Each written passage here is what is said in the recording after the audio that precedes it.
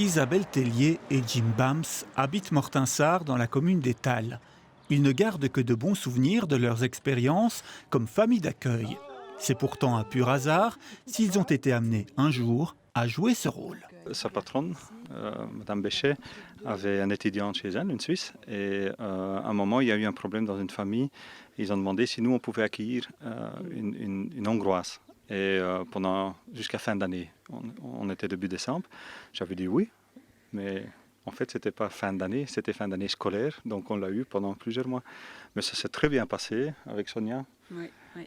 Si bien que l'année suivante, on a rempilé et on a pris une Finlandaise.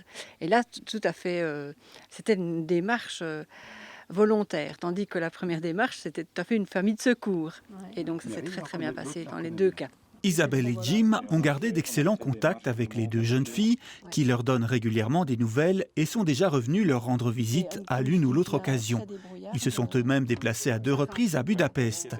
La SBL YFU est présente dans une cinquantaine de pays à travers le monde et elle offre l'opportunité à des jeunes de 15 à 18 ans de participer à une expérience enrichissante. Le but, c'est de faire des échanges linguistiques internationaux du monde entier, c'est-à-dire aller dans le monde entier et en accueillir aussi dans le monde entier.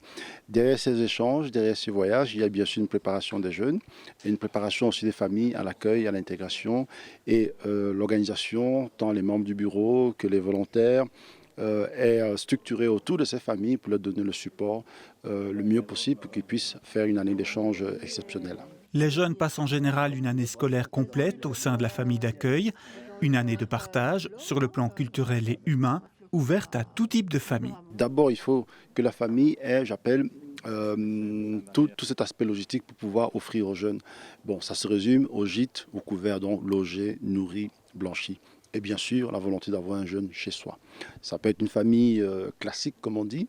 Ça peut être une famille monoparentale, homoparentale. Ça peut être, une famille de divorcés, etc., etc. Mais derrière ça, il faut toujours qu'il y ait toutes ces structures logistiques et cette volonté d'accompagner le jeune dans son projet. Les familles sont entièrement bénévoles et prennent en charge le logis et le couvert. L'enfant est totalement intégré à la famille. Isabelle et Jim avouent d'ailleurs que les au revoir sont toujours un déchirement. C'est une expérience que vous recommanderiez à d'autres familles? Oui, franchement oui, parce que C'est ça très nous a enrichissant. apporté vraiment beaucoup. Pas simplement l'amitié maintenant avec les parents des enfants qui sont venus, mais aussi l'amitié avec eux directement, bien sûr.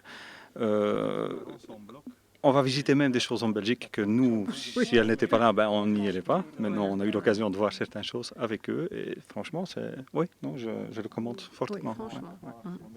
Les familles d'accueil bénéficient d'un encadrement de la SBL, prêt à intervenir à tout moment. De leur côté, s'ils prennent une année sabbatique, Jim et Isabelle renouvelleront l'expérience dès l'année prochaine.